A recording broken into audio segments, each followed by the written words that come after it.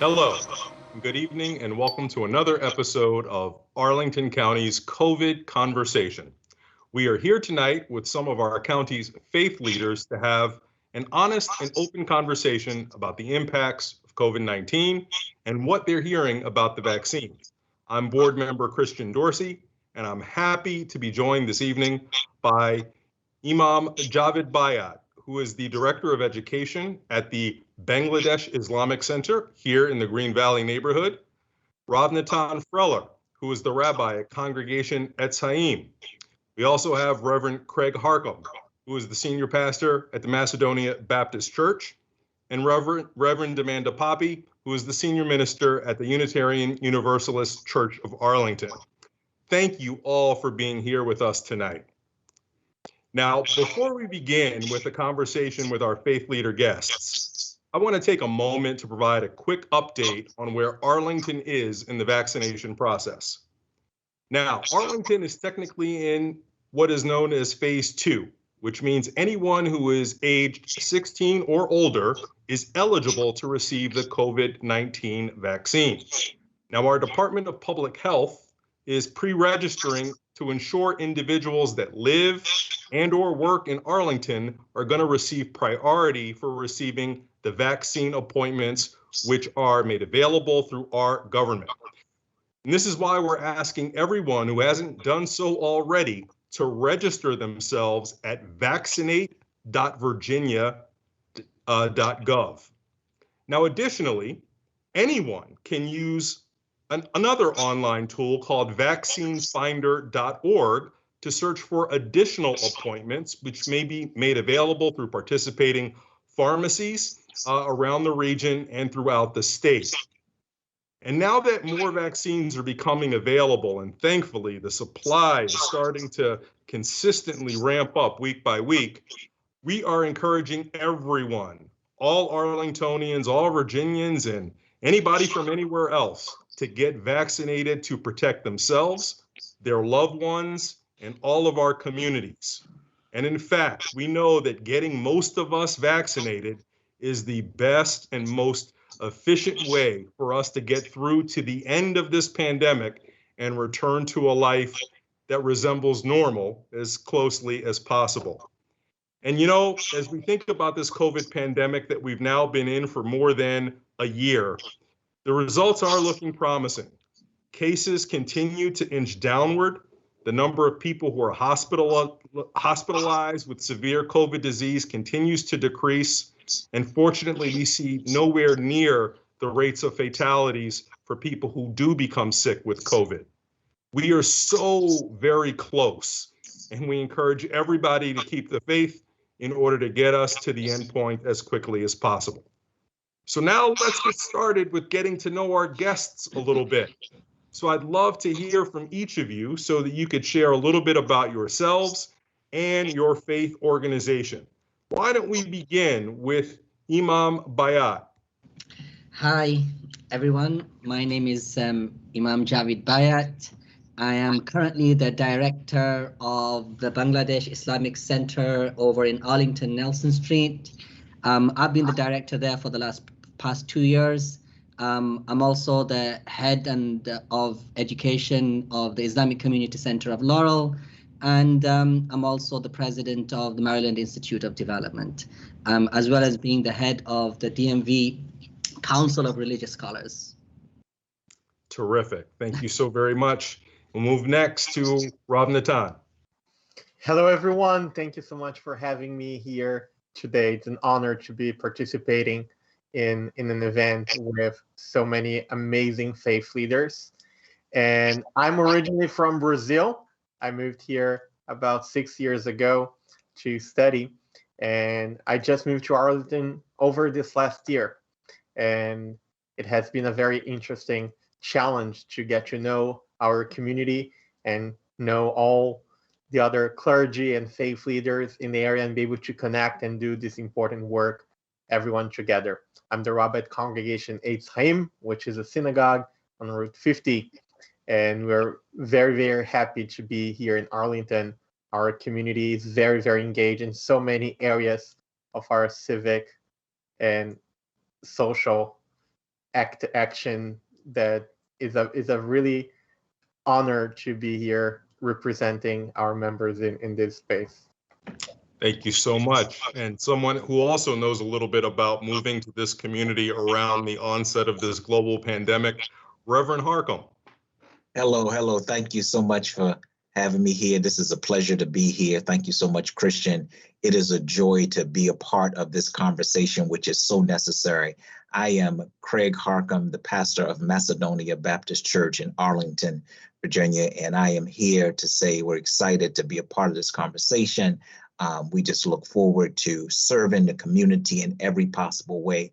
Our aim is to be a blessing to the community, and so we're excited to do that. Terrific.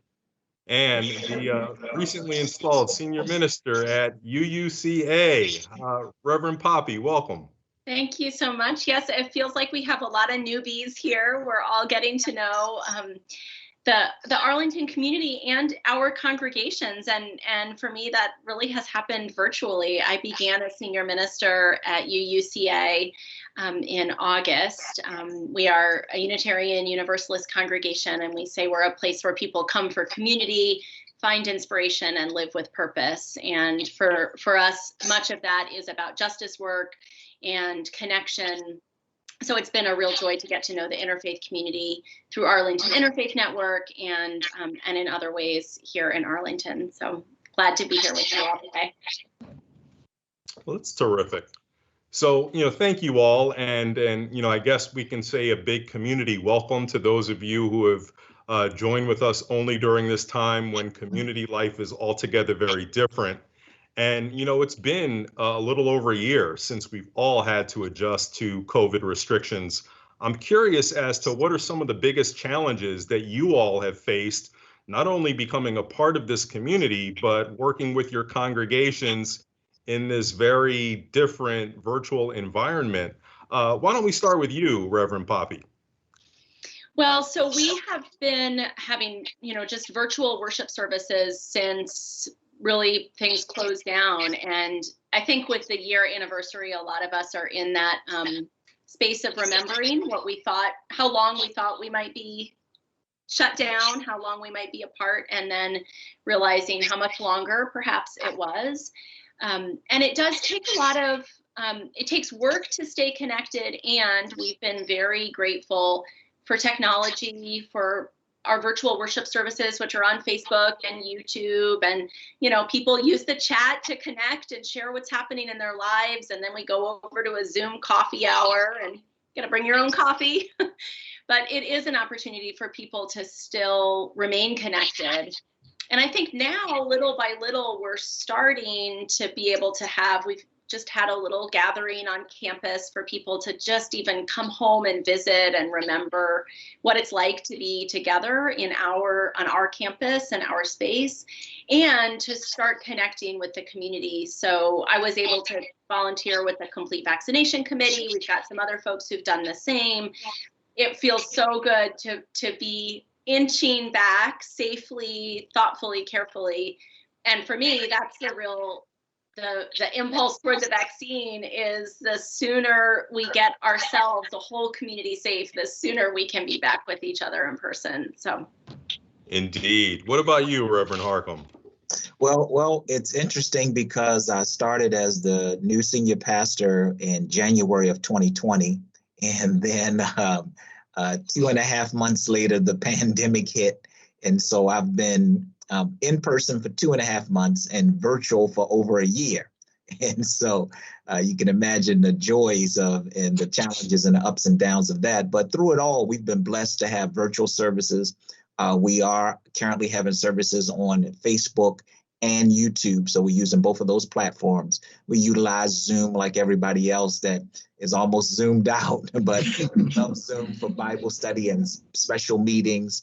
And we've got acclimated to the processes. So it's been, interesting and a challenge at the beginning, but really, to be honest with you, we've really been able to reach more people through our online platforms. And so while the physical doors have been challenged, the virtual world have opened us up to minister to more people. And so through our prayer calls and our virtual time, we have quite a few virtual members that's never stepped foot in the building, but they're on our prayer calls, they're worshiping with us on Sundays, and they're worshiping and spending times with us in special other occasions. And so we're just grateful for that. And so we just have great praise reports that really we've opened up to be able to minister to more people, and we're making the adjustment. We're pivoting in this direction, and we're still being able to minister to the community as well with other special events.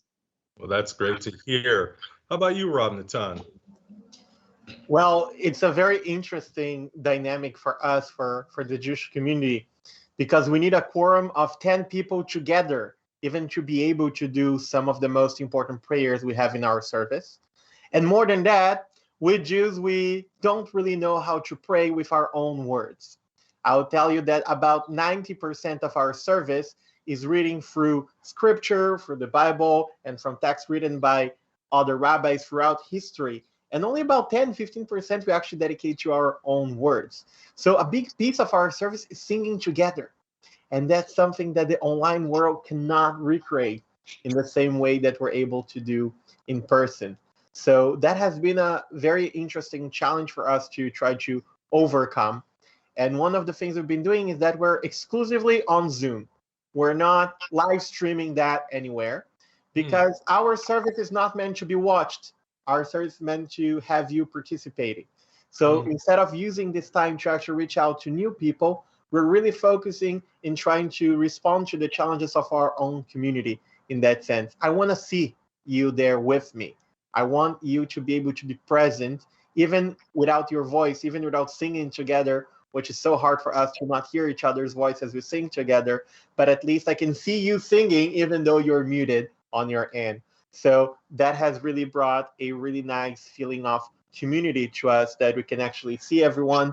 Some people come earlier on purpose, because some people come to synagogue to talk to God, and some people come to synagogue to talk to the people who talk to God, right? So it's interesting to see how the community is coming together before services, many times staying after for half an hour on the Zoom room and chatting and just checking in with each other. So it's really nice to see how it really helped us bring people even from afar who were already not driving to come here every week, and now online can actually come and join us.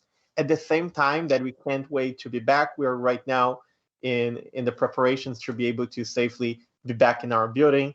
Most of our community has been vaccinated already. We're very proud of it, and trying to help everyone else who still needs to get their shots to get it.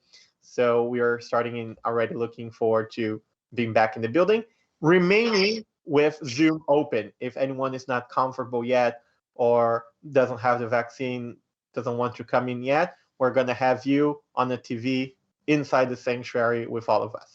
All right. And Imam Bhaiyat. Okay, so I think everybody said everything that I needed to say, that everybody became everybody went online, and everybody started using Zoom and YouTube, and we're using all these platforms also. All our services are on Zoom, YouTube, and on Facebook. But I think that when we first heard about the pandemic, it was really, I think people in our communities and extended communities, maybe they probably were thinking of it like it's going to be like the SARS, and it's eventually going to be under control, it's going to disappear.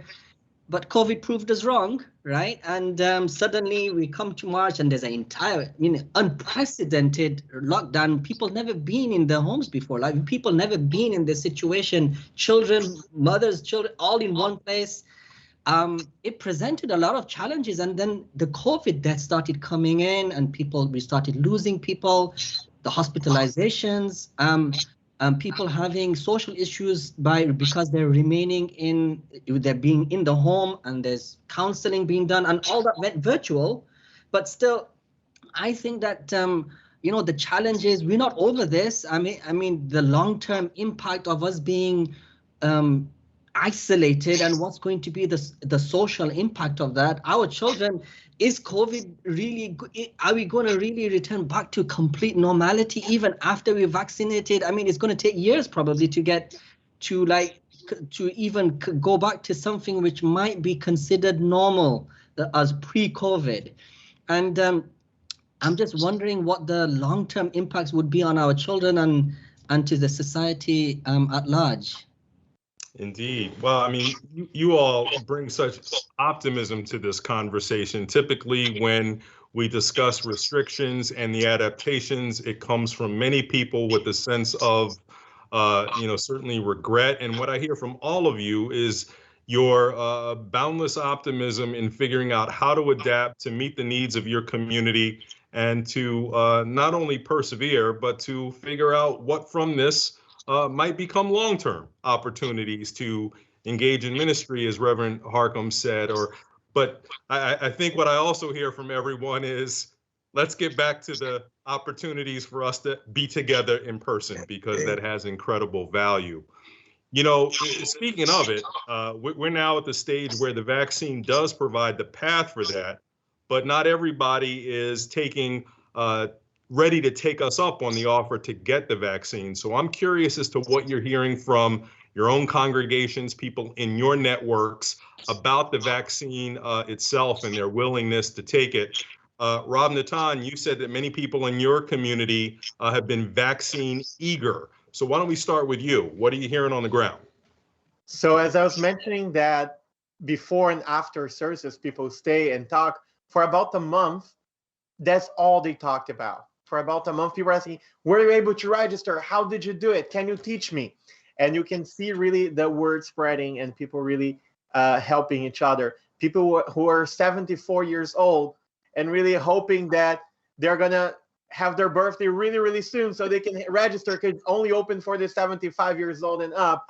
So we could really hear from all of our members that they know that the vaccine is the only way forward, not just as a country, but even for our community to be able to be back in the building and be back to our activities, be back to our lives in a safe way. We all need to get there. And us as a community, we kept sharing with our members if they need any help, appointment, anyone to drive someone to an appointment or anything like that, to reach out to us, and we'll be happy to help them. So for us, it has been a blessing to see that, if not all, most of our members that are eligible already for the vaccine are all in. I had my own vaccine early on in February. We have a preschool here in the building as well. So because of that, we were in line with all the educators. And that was an important thing to protect us and all of our teachers as well, as we have been out there this whole time.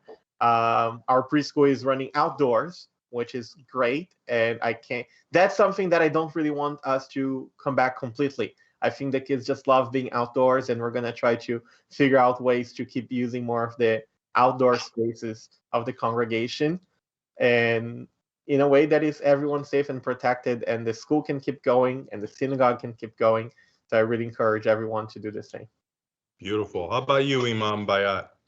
So we have a fairly old congregation, and a lot of our members have already been vaccinated, and the president, the vice president, they're doing a great job. They're actually making appointments for those people who are not internet savvy or computer savvy. They're actually going out there, driving them, making sure they get to the appointments. They're actually meeting them there just to make sure that they get there.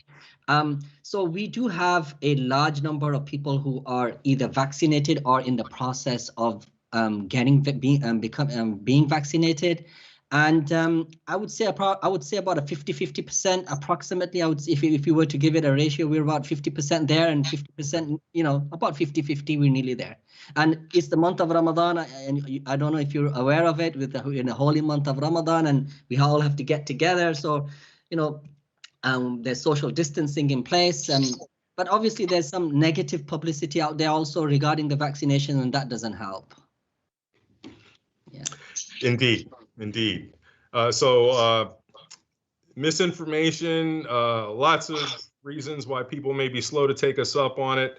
How about you, Reverend Poppei? What are you seeing on the ground? I think similarly, the congregation has been eager for vaccines. I know folks will post on Facebook sometimes, right? I got my shot, and for me, it just gives me a lot of joy to see, even in the time when I was waiting, I'm done now, but before I got mine, I was still celebrating. Every time I saw someone who posted that they got a shot, you know, it's beautiful for them. It's beautiful for the community to have it. So there's been a lot of that same kind of thing, as Rob Natan said, you know, that was the whole coffee hour conversation, who got their shot, and a big celebration every time. I think, you know, now it's the younger folks in the congregation that are starting to be ready and to get lined up. And we've really been pushing the pre-registration. So even if you don't think there'll be one for you yet, just pre-register. Just get yourself in the system, and then you'll be called. So that's been important. And then we've been having certainly conversations about the equity around vaccine distribution. You know, the congregation that I serve has a real heart for justice, and we're very aware that that COVID has had a racial disparity in its effects all over the country and in Arlington County, and wanting to make sure that the vaccine is distributed equitably, and that there's special effort for communities that have been hardest hit by COVID in Arlington. So it's been wonderful to see some of that work through the CVC, the Complete Vaccination Committee, and to be involved with that when we can to support that. Well, that couldn't have a better segue to Reverend Harcum, and I'd love for you to talk a little bit about what you're hearing, but also what's been your response to that central issue of vaccine equity, or dealing with the disparate impacts of COVID and making sure the vaccines are available to the people who may be most at risk for adverse consequences. Yes, so overwhelmingly, our congregation has been eager to receive the vaccine. I've had both of my shots, and I'm always happy to talk to congregants about that fact. And, you know, we spend a lot of time sharing stories with each other. You know, so how did you feel, and what happened? What was your experience? And so people are eager about that. And so I think for the most part, majority has overcome hesitancy. But then the challenge was availability and accessibility. And so we're excited to host a vaccine clinic here at Macedonia Baptist Church. And that helps with the accessibility. It's in the neighborhood. This is a trusted area, a trusted opportunity. And so the congregation has been overwhelmingly happy. The community has been overwhelmingly happy that they can come to a place that they trust, and a place that is local, community-based. That helps with the whole equity process, because if I don't have proper transportation, if I don't have internet access, if there's a struggle with the whole concept of digital divide, then how do I get to the place where I can get the vaccine? And so we've been working with Neighborhood Health, which is a federally qualified health center that offers a vaccine right here. And so we're excited to work with our community, all those in Arlington and the surrounding counties, working through Neighborhood Health. And it's been a blessing. And so we're getting an overwhelming response from individuals who are coming saying, thank you so much for being here. This is a community-based effort, and we're here. You see us, you know us, they trust us. And so it eases the tension, and it makes it easy because they can come right in the door.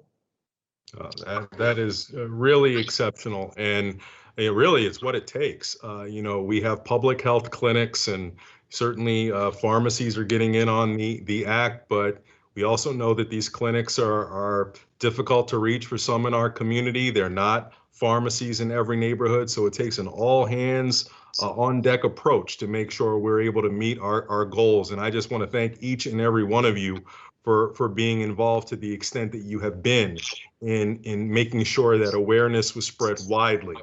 Getting to the faith element of it, I'm curious if any of you have any homilies that you relate to your faith tradition to maybe reach people with the idea of getting the vaccine, maybe in a way that a public health message is not quite as effective at delivering. Are there any things that you can share that you've kind of shared with your congregations? And anyone, please, don't wait for an order. Anyone who has something that they'd like to say. You know, I think for me, I was excited to receive the vaccine for what it means to be able to hug my in-laws and,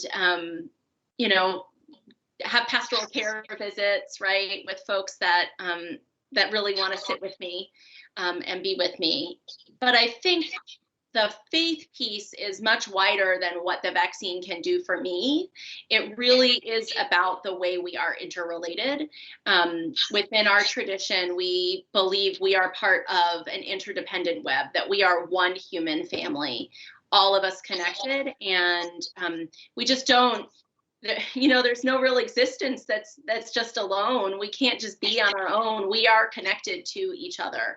And so the vaccine is a way of living out that faith. If we truly believe we are one human family, we want to take care of everybody in our family.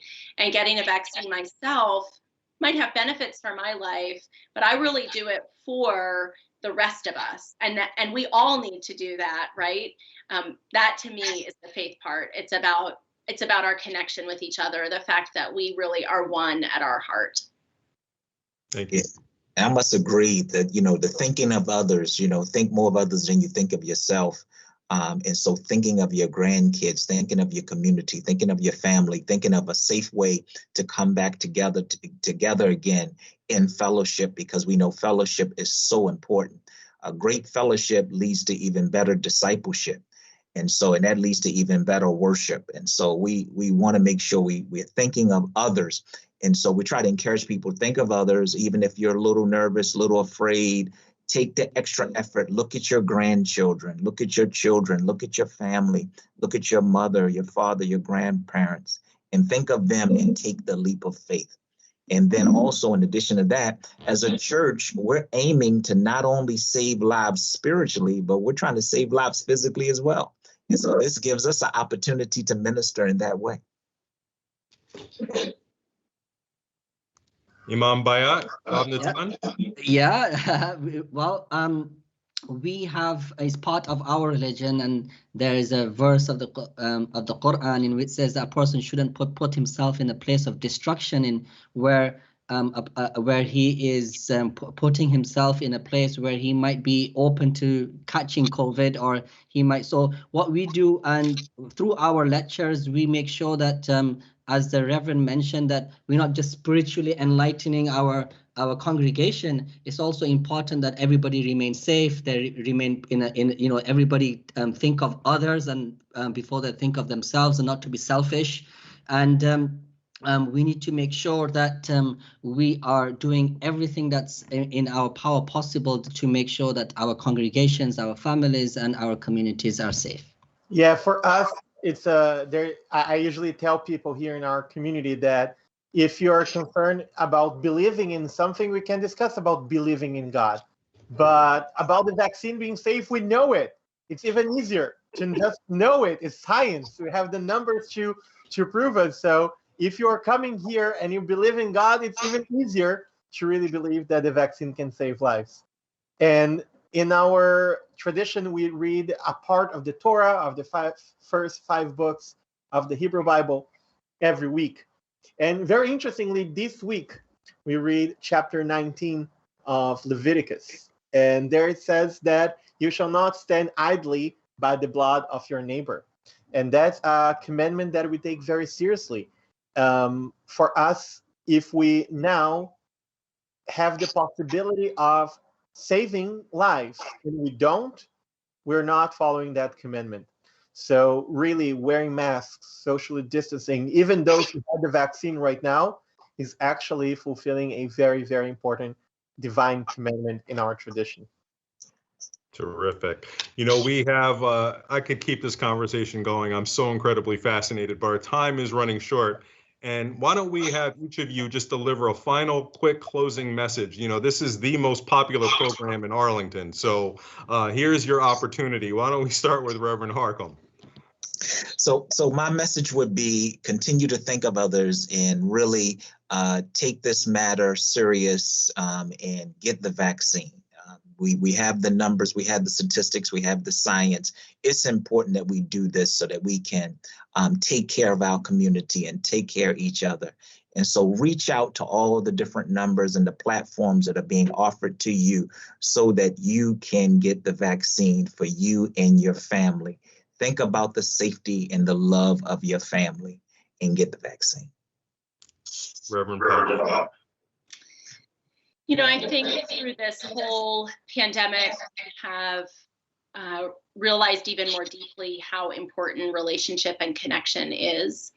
And so my hope is that through all this, we are going to go not back to normal, but back to something better, something more loving, something more just, that we're going to, through this experience we've all had with each other and individually, the way it's affected us, we're going to come out of it treasuring even more the connections across difference and the connections in our community. So that's my hope. We're going to get ourselves safe. We're going to keep ourselves safe and keep each other safe. And we're going to build something not normal, but more beautiful with each other. Rob Natan. Thank you so much, everyone, for joining us today. It's really nice to be with other faith leaders because that's just the proof that we all live together. We're all living in community. No matter your religion, no matter if you have no religion, this is something that we are all together trying to fight together to get out of it. We already lost a lot. We don't want to lose anything else. We don't want to lose anyone else anymore. So check in with your neighbors, check in with your friends, check in with your coworkers. We have to do this work, see if everyone is doing okay, see if anyone needs any help, and really step up, be there for our community and our neighbors, and make sure that we're gonna come out of this together. Thank you. And Imam Bhaiyat. Yeah, we have been working with the local churches and our synagogues, and we came together and all these religious sectors in providing food, basic necessities, financial aid at a time when it was greatly needed. And this was happening for many religious sectors throughout the United States of America and the DMV area. And it brought a lot of people from different ethnicities and backgrounds together to assist and contribute, and irrespective of race and religion. And it just proved to us that we can leave all our differences aside when it truly matters. And I think that was something that I have learned from this personally, that if we really want to set differences aside, and Americans can do that when it matters.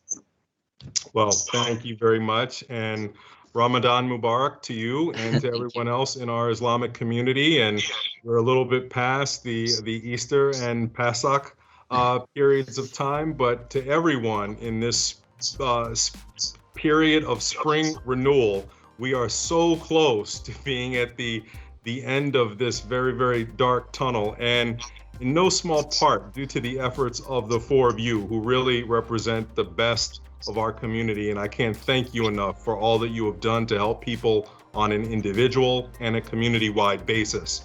And I'd like to thank everybody for joining us for this conversation and for tuning in tonight.